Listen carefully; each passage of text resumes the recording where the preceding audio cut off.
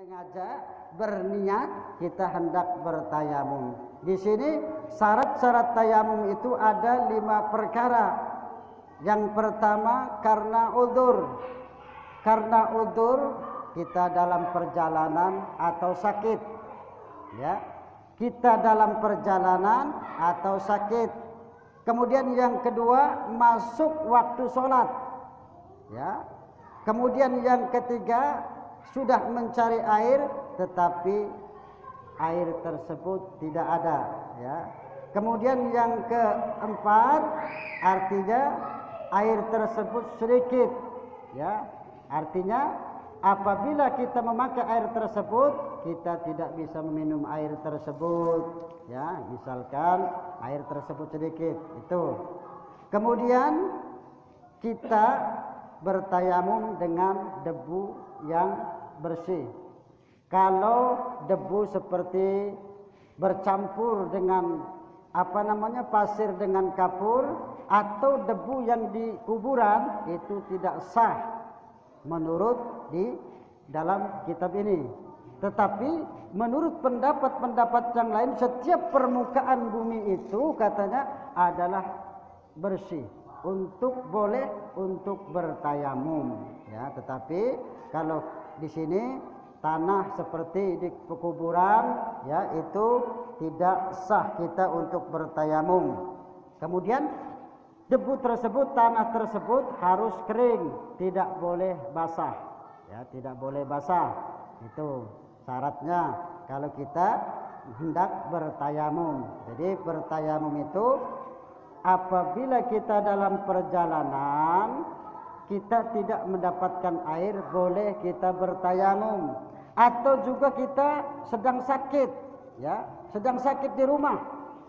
Misalkan kata dokter jangan mandi atau jangan memakai air, karena apa? Karena kalau memakai air akan mengakibatkan penyakitnya itu bertambah parah.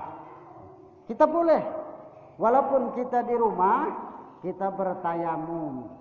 Bagaimana cara bertayamum? Ya, menurut di sini yang wajib itu ada 4 perkara. Yang pertama an-niyat, kemudian mashul wajhi wa mashul yadaini ma'al mirfaqaini wat tartib. Yang pertama niat, kemudian mengusap wajah, kemudian mengusap wajah, kemudian mengusap kedua tangan kita sampai siku-siku, wat tertib dan tertib berurutan, ya, itu. Jadi itu yang wajib. Jadi tayamum itu tidak seperti wudu, ya. Misalkan pasir kita raup-raupkan, tidak, ya. Itu tayamum. Tapi caranya kita tempelkan, ini menurut madhab Imam Syafi'i. Kalau menurut madhab Imam Syafi'i, ya, menurut madhab Imam Syafi'i itu kita tempelkan terlebih dahulu tangan kita di debu ini. Misalkan ini debu, kita tempelkan, kemudian kita tiup, langsung tiup, ya. Kemudian kita usapkan di wajah kita, ya, di wajah kita usapkan, kemudian tangannya sampai siku-siku, ya. Itu pendapat yang satu. Kemudian ada pendapat yang lain lagi, 1 kali kita tepukan, kita tiupkan lagi, kemudian kita usapkan di wajah kita, ya, dengan disertai niat tadi, nawaitu tayammum li istibahatus shalah, ya. Itu nanti kita belajar niatnya kalau tidak tahu niatnya. Nah, itu sekali, kemudian kita tepuk lagi di tanah untuk kedua tangan kita sampai siku-siku. Tangan kita sampai siku. Ini madhab Imam Syafi'i, ya, sampai siku-siku. Jadi sampai siku-siku kita mengusap debu tadi sampai siku-siku, baik itu tangan kanan maupun tangan kiri. Ini menurut madhab Imam Syafi'i. Kalau madhab yang lain seperti madhab Imam Malik dan lainnya itu sampai pergelangan. Sampai pergelangan tangan ini boleh. Sampai pergelangan tangan. Jadi setelah kita mengusap muka dengan debu tadi, langsung ini, ya, langsung sini, langsung tuh sikoda langsung sampai sini, itu mazhab yang lain. Tapi kalau kita mengikuti mazhab Imam Syafi'i berarti kita sampai sini, ya, sampai siku-siku. Itu kalau menurut mazhab Imam Syafi'i. Kita mengikuti mana? Kita mengikuti mazhab Imam Syafi'i, ya. Jadi kita mengikuti mazhab Imam Syafi'i harus kita sesuai dengan apa yang dipraktikkan Imam Syafi'i. Jadi kalau kita menemukan ada orang lain bertayamum, misalkan sampai sini, sampai pergelangan tangan, itu juga dibolehkan, ya. Jadi tayamum ini tidak hanya untuk pengganti wudu. Apabila kita junub,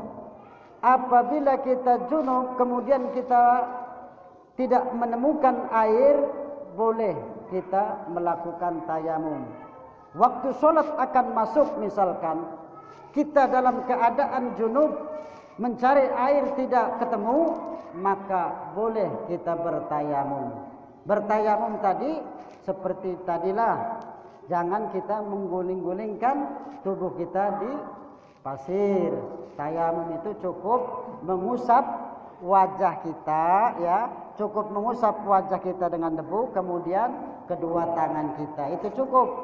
Jangan kita berkumur-kumur dengan pasir, ya, beraup dengan pasir misalkan, ya, jangan seperti wudu, ya, kaki dikosok-kosok dengan pasir misalkan, jangan, itu namanya, ya, berkumur-kumur dengan pasir, ya, itu. Jadi orang sakit boleh. Iya, ini di sini kan dijelaskan bisa parin au maradin, baik orang-orang yang bepergian atau orang yang sakit, ya. Orang yang sakit misalkan di rumah sakit, misalkan di rumah, boleh bertayamum.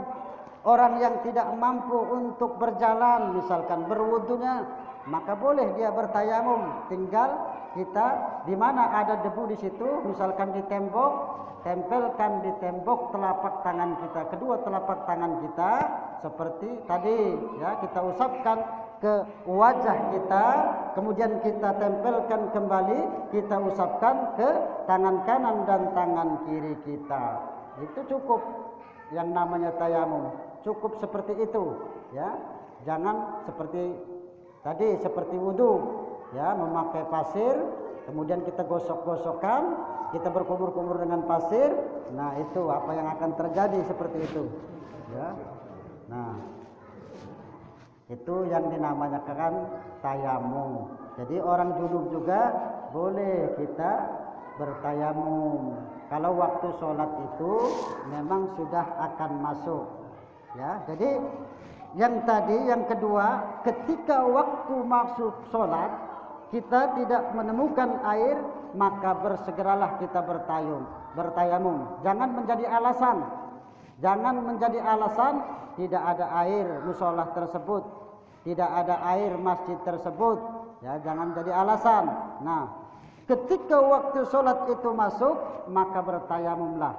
Tetapi kalau seandainya belum masuk, itu tidak sah menurut pendapat yang di sini, ya, itu tidak sah. Kalau waktu sholat itu belum masuk, tetapi kita menunggu waktu sholat itu sudah masuk. Lalu setelah kita mencari air, ya, kemudian kita tidak menemukannya, maka itu pun kita diharuskan bertayamum, ya. Itu makanya jangan sampai kita meninggalkan sholat, jangan sampai meninggalkan sholat dalam keadaan apapun.